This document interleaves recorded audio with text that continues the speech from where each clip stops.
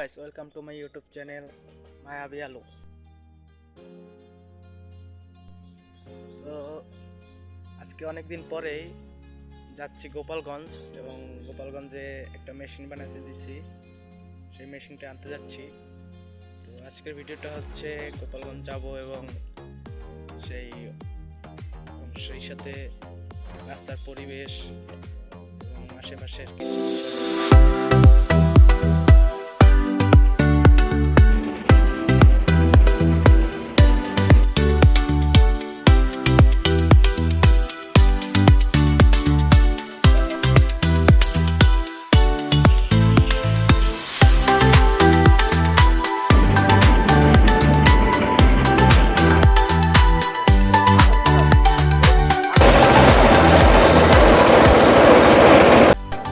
তো গোপালগঞ্জ থেকে মেশিন আনতে যেন কোনো অসুবিধা না হয় সেই জন্য এলাকা থেকে একটি নসিমন ভাড়া করে নিলাম এবং সেই নসিমনে করেই যাব গোপালগঞ্জ।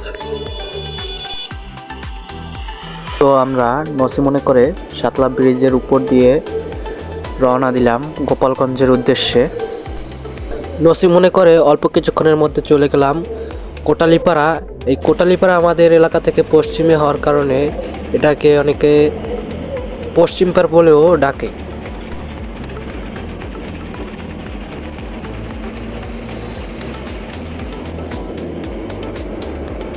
এবং কোটালীপাড়া থেকে অল্প একটু সামনে গিয়েই আমরা ঘাগর বাজার চলে গেলাম এবং ঘাগর বাজার গিয়ে আমাদের মেশিনের জন্য একটু পাকা কাঠ প্রয়োজন। পাকা কাঠ বলতে লোহা কাঠ বা সুন্দরীকে বোঝায়। তো পাকা কাঠ কিনতে অনেকক্ষণ খোঁজাখুঁজির পর আমরা গাছ কেটে এবং চাপকল দিয়ে ভালো করে ছেঁচে নিলাম।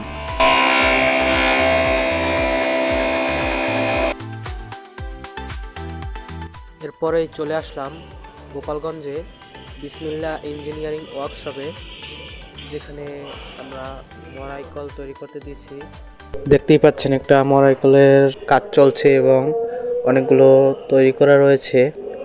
এবং আমাদেরটা যেহেতু আজকে ডেলিভারিটা দিন, সেজন্য আমাদেরটা বাইরে রং করছে এবং রং করা শেষে আমরা মেশিন নিয়ে বাড়ির দিকে রওনা হয়ে গেলাম। আমাদের এখান থেকে বের হতে হতে প্রায় বিকেল 4টা বেজে গেছে এবং মরাইকলের জন্য যে মেশিন প্রয়োজন সেটার জন্য এখন আমরা মেশিনের কাছে আসছি। চানচাই কোম্পানির L32 একটি ডিজেল ইঞ্জিন নিয়েছি মরাইকলের জন্য এবং ইঞ্জিনটিকে গাড়িতে ভরে বাড়ির দিকে রওনা দিয়ে দিলাম।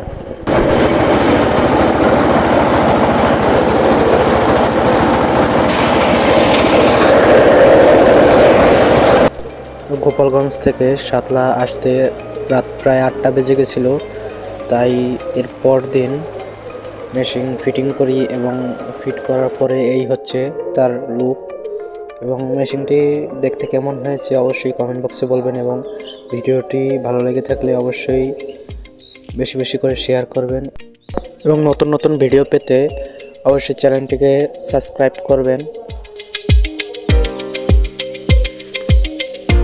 তো দেখা হবে আবার নতুন ভিডিও নিয়ে, ততক্ষণ সঙ্গেই থাকুন।